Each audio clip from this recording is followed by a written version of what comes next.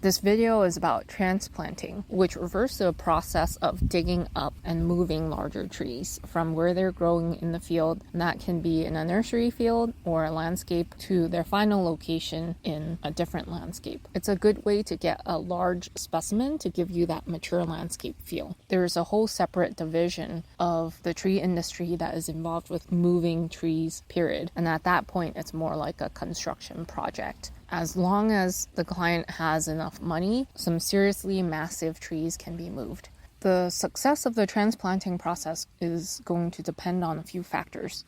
Number one, the species. Some species are just known for being very easy to move, like olives. The size of the tree also matters. Obviously, the smaller the tree, the less transplant shock it's going to go through, and the more easily it's going to acclimate or get used to the new environment. Then you want a healthy tree. A healthy tree is going to be able to grow back roots. It's going to tolerate root loss a lot better. And you also want to pick a tree that doesn't have any structural issues. Even though that doesn't affect the success rate of the transplanting, it's such a massive process that you want the best tree that you possibly could have. Then the time of year when the tree is dug up and moved also matters. And lastly, the entire process, including the pre-digging, the moving, and the post-planting, involves a lot of care. And how much the tree movers are on top of that process is probably going to be the most important thing, because that's where trees die.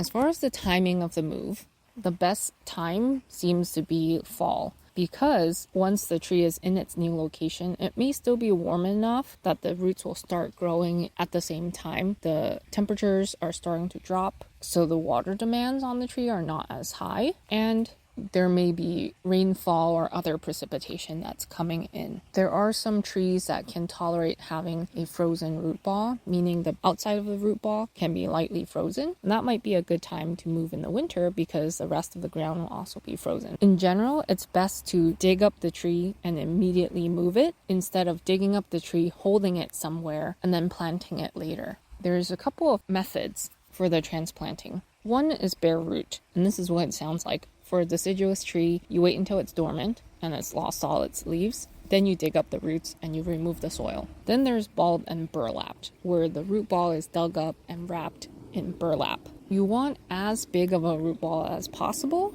but at some point it's going to be so heavy that it is not economical to move. The recommendation in the arboriculture textbook is about 10 to 12 times the size of the trunk. That's what the width of the root ball should be. And you want to dig as deep as possible to get the densest part of the roots. At some point, you're going to have fewer and fewer roots as you go deeper, and that's going to vary depending on your soil. Below that, you just have extra weight and not a lot of roots. Ideally, the root pruning should happen before moving, which could be a season or two beforehand, depending on the size of the tree. And what this accomplishes is that it triggers root growth of the fibrous roots. You can create a root ball that has fibrous roots around the perimeter, which will help it establish better in the new conditions.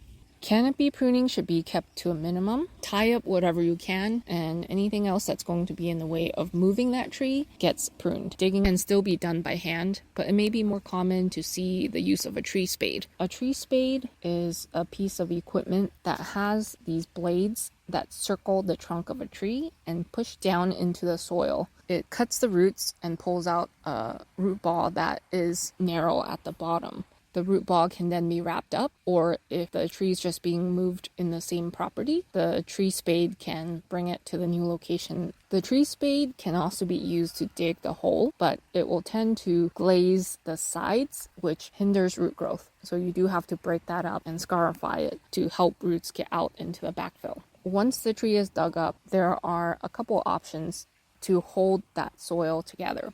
There's drum lace or drum lacing, which uses twine or rope that's tied or weaved together to hold that burlap in. If the root ball is wider and more of a rectangle shape, then a box can be built around it. The longer and slower this process occurs, the better, because the tree can acclimate to a reduced root system, to different conditions along the way. And again, the care is so important, especially with really large trees. It's very easy for the tree to become stressed to the point where it's going to take many, many years to recover.